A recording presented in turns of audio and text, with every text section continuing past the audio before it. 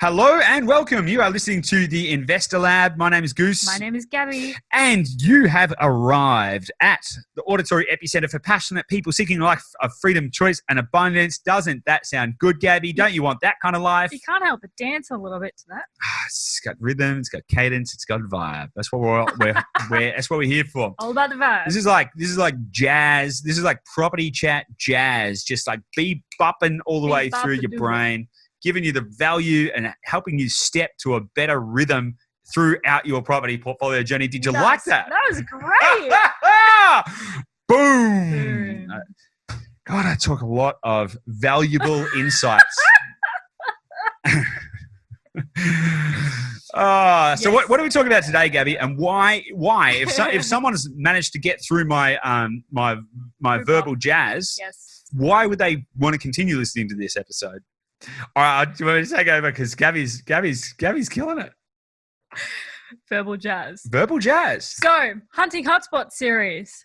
Episode number 3, we dived into urban renewal and government policy. So this is important because... This is really important because when you can start to understand how governments and councils plan the areas, you can start to actually see outsized capital gains. So let's explain that a little bit more. On the last episode in this series, we talked about basically gentrification. We talked about natural gentrification and the flow of people to places, psychographic changes and how that impacts stuff as well. What we're talking about now is planned gentrification. So there's a very big difference in the way this is done. We talk about where this fits into council business plans and why it's important for councils to make money and how they make money, but then also how you can start to see what they're trying to do and when you should start to time your purchases based around that kind of stuff. We talked about what some of the areas that have been impacted by this so you can get some real life examples. Mm-hmm. We talked about the process behind the thinking and the planning to achieve these kind of results.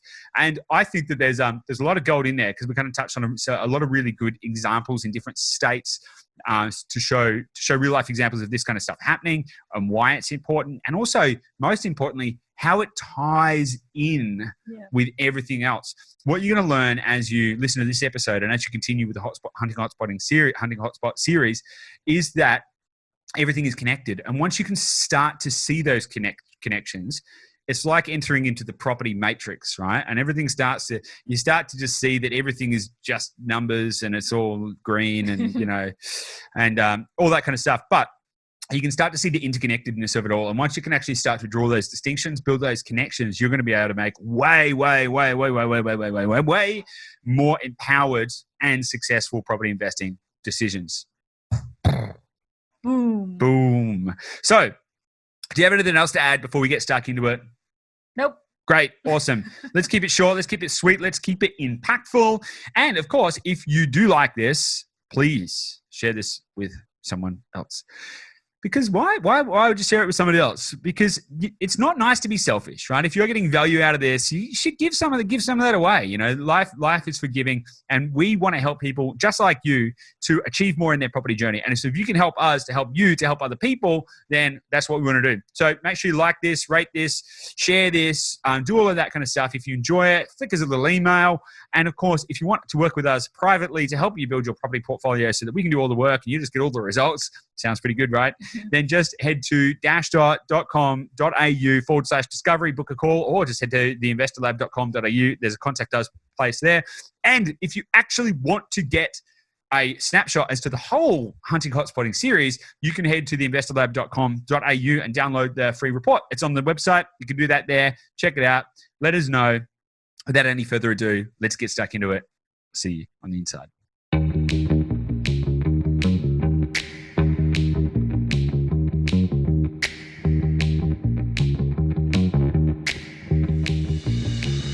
Hey guys, welcome back to the Investor Lab. How are you today, Gabby? I am wonderful. How are you? I'm great. Why are you wonderful? I'm always wonderful. Aren't you always wonderful? Yeah, no, I'm good. I don't know. I'm not sure if I am always wonderful. Cool. I get you. I'm a complex creature. I have a variety of emotions. Awesome, wonderful, spectacular, fantastic. They're all, variations. They're all positive emotions, though. Why wouldn't you? That's fair. That's fair enough. Exactly. Gabby, what's been happening with you? Can I just say I'm really pumped to be doing this podcast again with you? I know. It's been a little while. Mm. Just hanging out, just talking about other things and not being recorded. Exactly. It's just how we live life, isn't it? Totally. And look, for people that are listening to this, they probably noticed actually that we have dropped.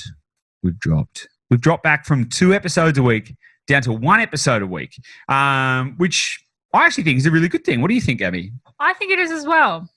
I think it is. I think it's going to give a lot more time to a lot of our individual episodes. Yeah, totally. You know, when we have amazing guests on, then you get a whole week to enjoy that, embrace that. Totally. I mean, for us, for those that are listening and maybe thinking like, why is it gone down to 1 and why isn't it 2 and what's going on here?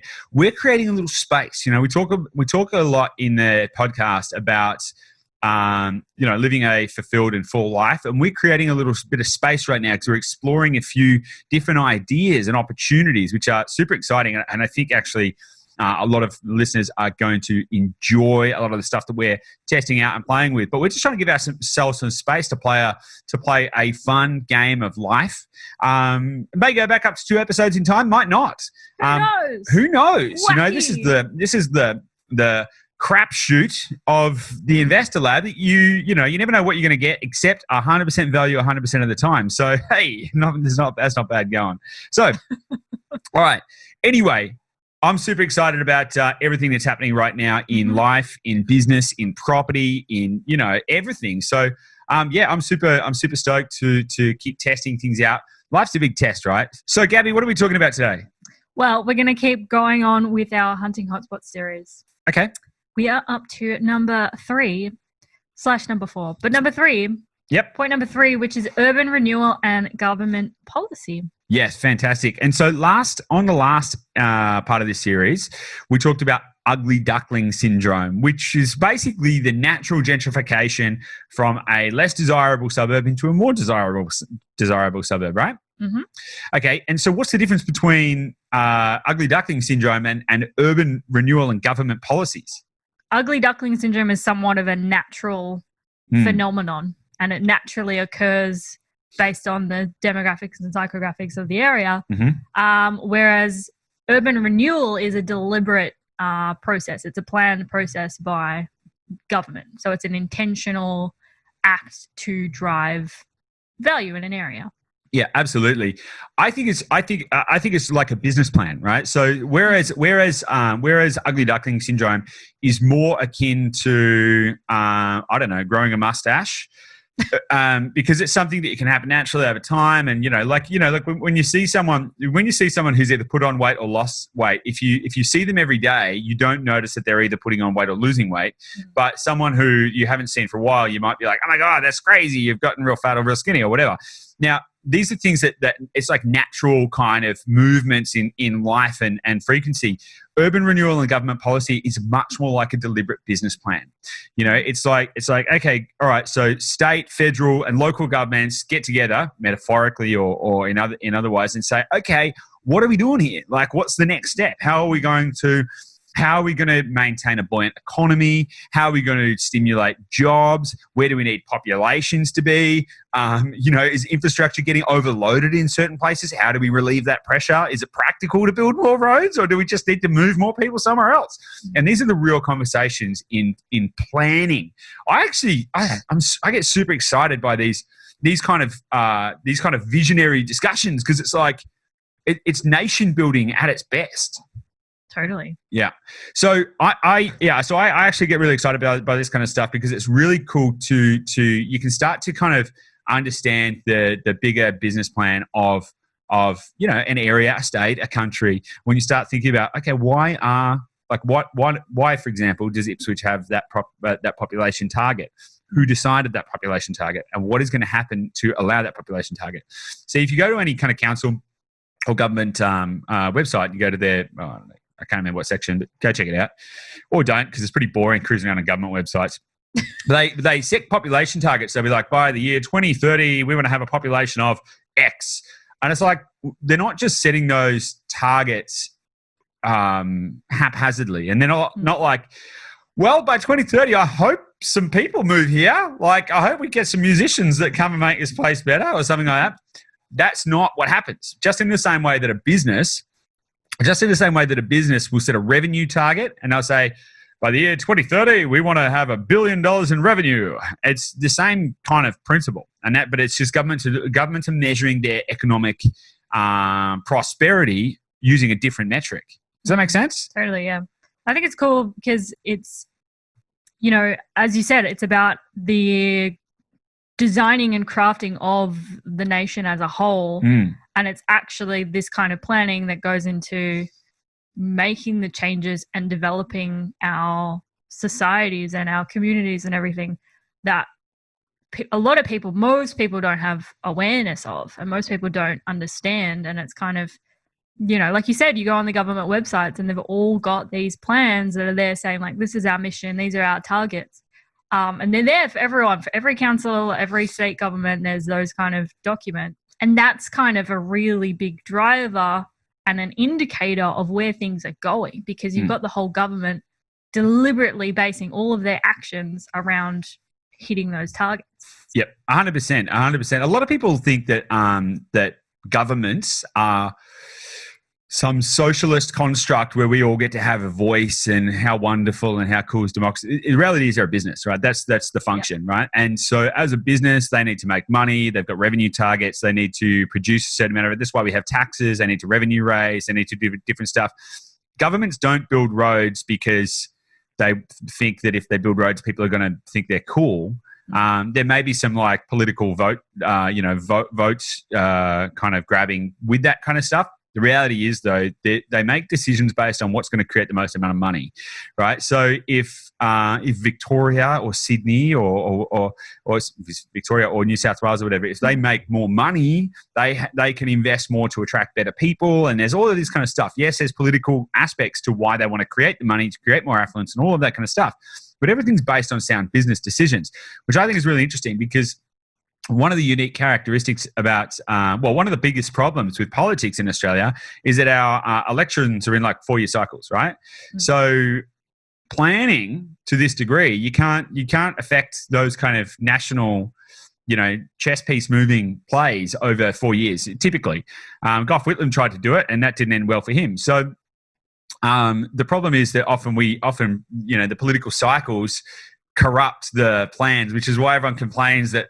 nothing ever gets done in politics, because the political cycles are out of sync with the nation building cycles, right? So to speak. Interestingly, though, China has a 2,000-year plan, which is fascinating. Do they really? Yeah, totally. So they have they look at things in much longer cycles, much longer cycles, and so I find that really fascinating and an interesting difference between the way Western governments, so to speak, think about what can they do now they'll have a big vision, which might take 8 to 10 years or 12 years or 20 years, but then they've got to still play a short game to go, how do I stay in power for long enough to be able to affect this kind of change? So it's a really interesting thing. But anyway, enough about politics, back into property. So do you have anything to say about that little rant there, Gabbo? I mean, we find politics fascinating in that, the whole structure, but it is like, that's not to say that they only do things just for the short sword. No. A lot of great change does happen in those short kind of electoral cycles. Yep. And most of the time it does actually fit a bigger picture vision. But as you said, it is quite interesting when you think about, they might have a campaign that they're going to build this new highway in Melbourne or another capital city. And you're right. If that takes longer than 4 years, then the collective society starts to lose faith in them because they can't see the vision, because there hasn't been progress, because it probably takes more than 4 years to run that whole project. So then by the time the next election comes, people don't believe them anymore. Yeah, it's classic persuasion. It's classic persuasion. Sell them on the dream, but then it's like, oh, but you're gonna have to keep this here to deliver the outcomes, right? Yeah. So, but these kind of projects happen all of the time, and they're really cool to watch and see. So what we talked about last time was like, how people move and the kind of like what stimulates organic gentrification. However, what's uniquely different about this is that it's planned. It's very deliberate. They set their business plan. They go, okay, as a government, what are we going to do? What are we going to do to make an impact? And how are we going to stay in power basically by doing that? Mm-hmm. So you see some of these examples in a few different places. So Sunshine Coast is a hugely awesome example. One of the first reasons I ever got excited about the Sunshine Coast was because it was the urban renewal plans by the government. I mean, they've taken it from basically a sleepy seaside village into a metropolitan centre. It's becoming an international city in its own right. And that hasn't happened by accident. That hasn't happened by people moving there because it was nice to live by the beach. I mean, there's beaches, or in case you haven't noticed, we're an island nation. There's beaches literally all around the country. So why did it happen there? Like, why specifically has the Sunshine Coast accelerated? And it's not because of its proximity to Brisbane, because there's other stuff closer to Brisbane, right? So that may play a little factor, like there's good connectivity and stuff like that, but it was because of their urban renewal plans. They set out with a plan and they said, we want to transform this area into something bigger. And they had a vision and they started to build out a plan. As a result, they've done stuff like campaigning to get more infrastructure to their area. So that's why they've got stuff like University Hospital, light rail, the Sunshine Plaza upgrade, the airport upgrade, all of this kind of stuff. Now, this takes a lot of effort and work. Firstly, there's going to be revenue generating activities to be able to pay for that kind of stuff. Part of that's going to be lobbying to get more money from federal government. And there's a whole bunch of work that needs to go into it. The net result, though, is that people start to move there. They start to go, oh my God, there's more jobs because of all of the infrastructure. There's more opportunity because there's more affluence. There's more livability because of all the new things that are happening there and all of that kind of stuff. And you can take an area which might have a good lifestyle driver, i.e. like a beach, and turn it into something which can create its own self-sustaining and abundant economy. Does that kind of make sense? Yeah, it does. Yeah. So another really interesting area where I've been paying attention to this for quite some time is in the south of Perth. So there's areas like Armadale, which, if anyone knows Armadale in the south of Perth, like, it ain't great. Sorry, if you're listening to this and you live in Armadale, sorry. Run. Yeah, it's just but hey, would I buy a property in Armadale? Yep, I would. Why? Because pretty much the properties can't get any cheaper, right? They'd have to almost start giving them away, right? And not only that, there's basically a lot of urban renewal projects designed to turn Armadale into a satellite hub, much like Geelong is for Melbourne. So it's got good rail links, and they're stimulating. They're like, okay, how do we turn this place around? Because at the moment, it's not a desirable place to be.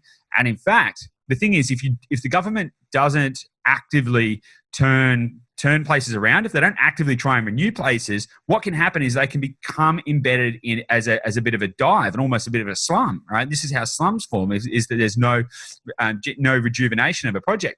Now, there's heaps of other places that we've seen this kind of stuff happen as well. Like Sunshine in Melbourne is a really, really, really great example where they went, okay, we're going to deliberately turn this into a jobs node, right? And in order to deliberately turn it into a jobs node, we're going to improve the parks, we're going to change the zoning and all of that kind of stuff. And this is what's going to stimulate more growth and more opportunity in those kind of areas. Who does decide which way those growth corridors kind of go? Because if you think about capital cities, they can sprawl out to a certain point and have their own inner ring, but then there kind of has to be a decision about which way to go. Like what level is that decision on? Is that I don't know, to be honest. I like state for sure, but I think there'd need to be some federal oversight on that kind of stuff as well. But interestingly, I can't remember what it was. I think it was like I can't remember, but in the middle part of the 1900s, there was a Labor government in power in Victoria, And they set out to decentralize the state, right? They went, nah, we're going to decentralize everything. So rather than, what's the port in Melbourne? Port Melbourne, right? So, Port Melbourne. So rather than Port Melbourne being the shipping hub, there's actually a better deep water port out near Sale, the Port of Sale. So they wanted to decentralize all of these different resource hubs, right, to create satellite cities. So to create statewide sprawl, not just city sprawl. And that would have been really, really good because it would have diversified the economic centres all around the state and created more overall prosperity. However, there was a lot of lobbying from a lot of different organisations which kind of, broke that up.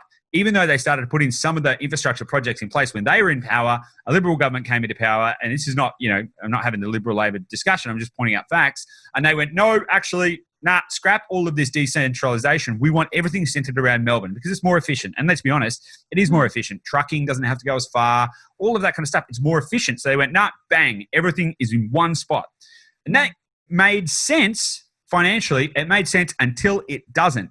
And the point that it doesn't is when people can't get anywhere. There's not enough infrastructure. There's not enough planning. There's too many people. And it's actually a problem where it's actually gone too good, right? Yeah. And now in Victoria, they're in a position where they're like, how do we get everyone out of Melbourne? Like, how do we decentralize now? And this is the big thing. This is what's driving now. Look, right now, I wouldn't be, like the situation in Victoria is probably less desirable for investing. But conceptually, at least, we can understand that is why regional areas radiating out from the city of Melbourne have been so prosperous and have achieved such high levels of growth over the last even like 5-10 years, because they've been actively going, how do we get people out of it? We can't build rails and roads fast enough to tolerate the amount of people trying to get here. So how do we just get people out? And then it becomes a decision about, okay, is it cheaper to try and find ways to get them to stay here, or is it cheaper to find ways to get them to go somewhere else? And the reality is when you start to push them out into other places as well, you create a more diversified economy, which is going to give you more stability, which is why areas like Latrobe Valley, Geelong, Bendigo, Ballarat, Albury, Wodonga, that's why all of these places, even places as far-flung as Bairnsdale, have been seeing huge amounts of growth because of active government intervention that says, you know what, rather than the ATO having an office in the middle of the city, why don't we have an ATO office in Geelong? And why don't we have one in Albury Wodonga as well? Right? Because then they're saying to the people like, hey, you want the jobs? There's jobs. You want a job? Great, there's jobs. Just got to go just a little bit over there. And by the way, we'll make it easier by building a rail. We'll do all this other kind of stuff so you don't feel disconnected. And this is the whole thing. Now, this has happened in so many places, and it continues to happen. Now, so if you can start to understand what to look for, you can start to capitalize on this stuff as well. So a really great place to look for this is actually government websites. Mm-hmm. So you look at just look up like development plans and stuff like that to understand what the council is trying to do.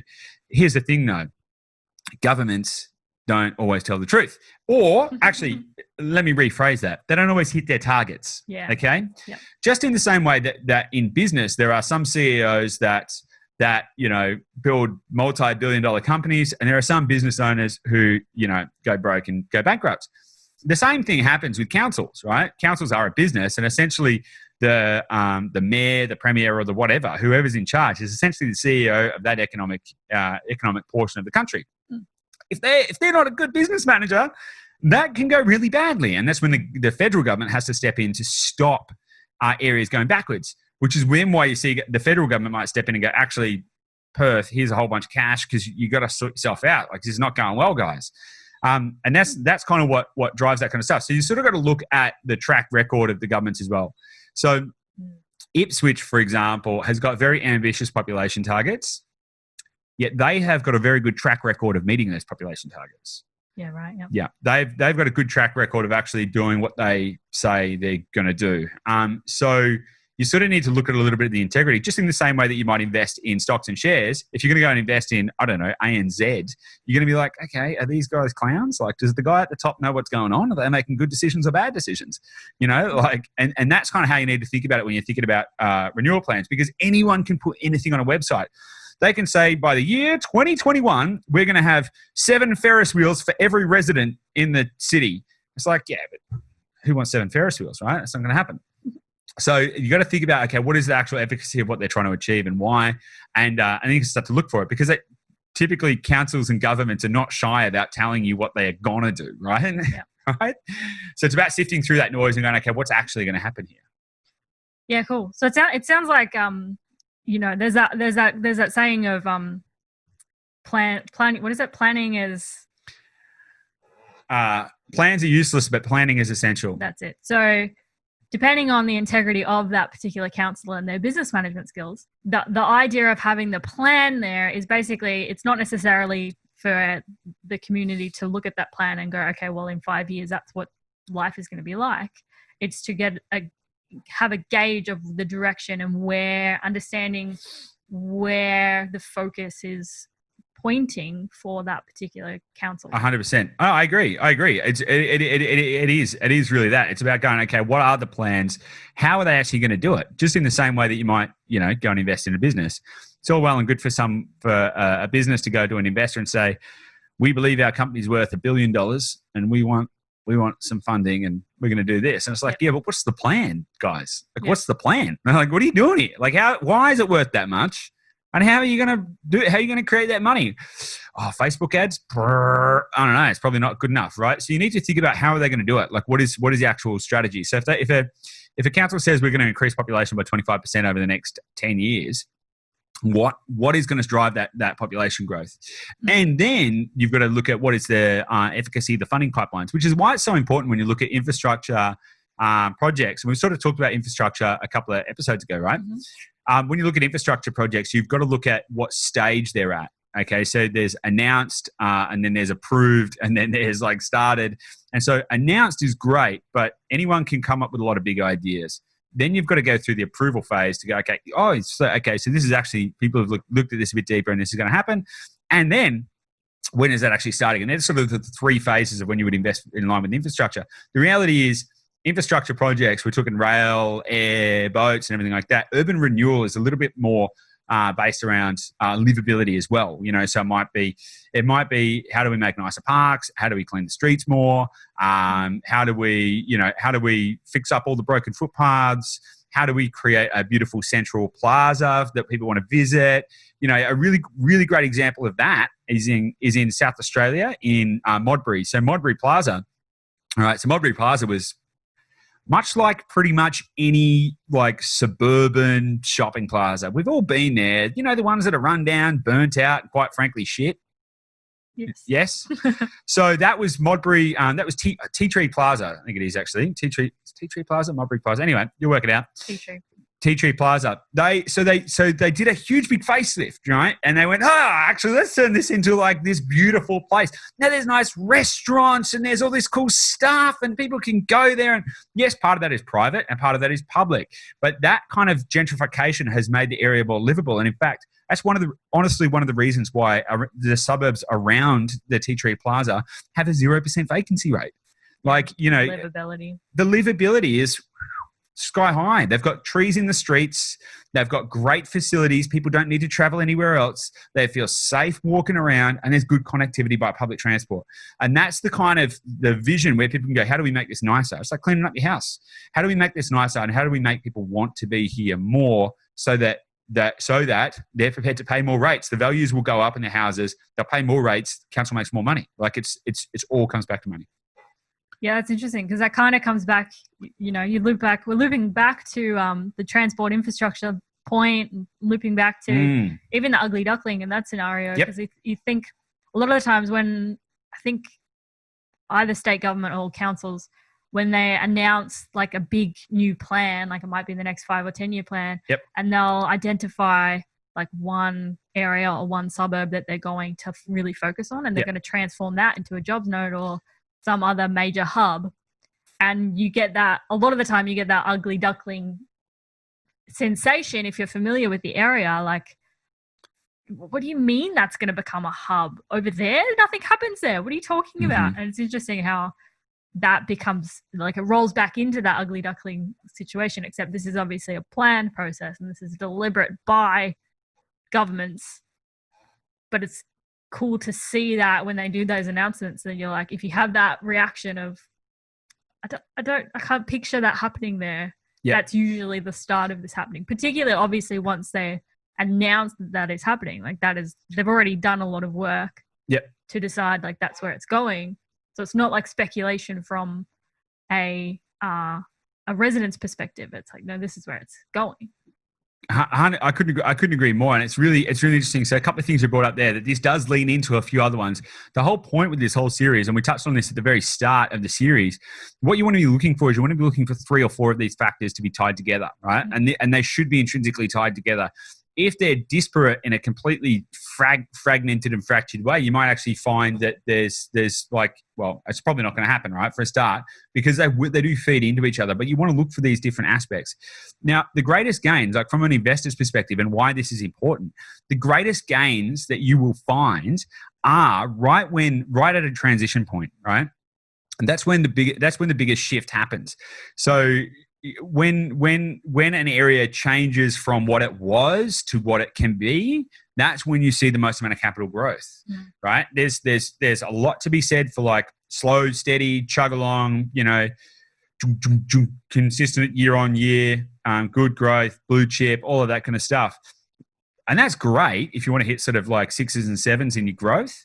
But if you want to hit 10s and 12s in your growth, you need to be looking for like, okay, where am I going to be putting my money that's going to be part of a shift, right? Where it's going to be part of a transition. And that transition, and like even looping back, you said that it's interesting how this related to transport infrastructure. Go back to the psychographics versus demographics episode as well. This leans all into it. And the whole idea with this series is that we're coagulating and building up a file in your mind so you can start to visualize how this stuff works too. Once you can start to see the interconnectedness of these ideas and principles, you're going to be able to start to identify your own hotspots. And this is the point of the whole series, right? Yeah.